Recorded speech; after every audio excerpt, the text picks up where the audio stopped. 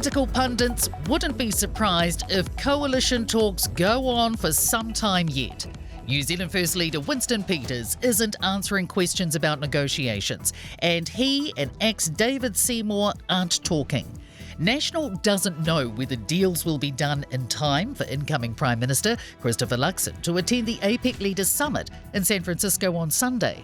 Newstalk ZB political editor Jason Walls told Kate Hawkesby, Luxon has said if need be, he'll can that trip. So it could drag out for a while or it could be done pretty quickly. But Chris Luxon, listen, he is a businessman, he does due diligence, and he's been putting together some options in the lead up to the specials. And National is defending the lack of a clear deadline for finalising the new government.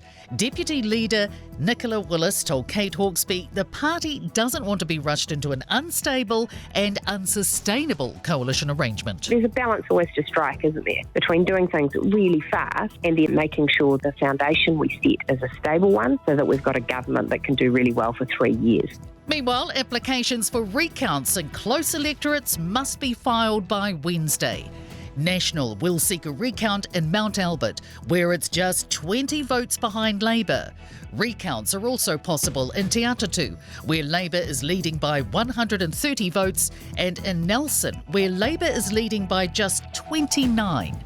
Barrister Graham Edgler says the recounts will really matter for Te Pati Māori, which is only 4 votes ahead in Tamaki Makaurau. They will lose that. Their number of MPs will go down. The other ones, it changes who the MPs are, but won't change the overall number of seats in Parliament.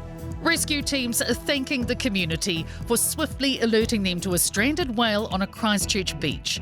The 15-metre, 40-tonne sperm whale got stuck on South Brighton Beach on Saturday, with efforts to move it unsuccessful. A claim the current Burial and Cremation Act doesn't give enough weight to Māori and other minority groups' burial traditions. Davis Funerals General Manager Michael Powell says the legislation, written in 1964, is too prescriptive about how a body is treated after death. He says there have been cases of mixed families spending thousands in legal fees to resolve conflicts over what type of funeral should be had.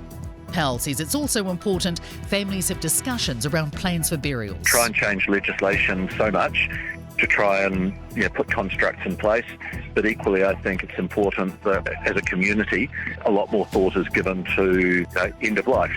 A new trial for the 2 people accused of murdering Christchurch mother Angela Blackmore begins today. The 21-year-old was stabbed 39 times in her Wainoni home in 1995 in what the Crown argues was a brutal contract killing. David Hawken and Rebecca Wright Meldrum are accused of plotting the murder alongside a third person, Jeremy Powell, who pleaded guilty to Blackmore's murder in 2020. The pair had previously stood trial at the High Court earlier this year, but it was aborted due to new material coming to light.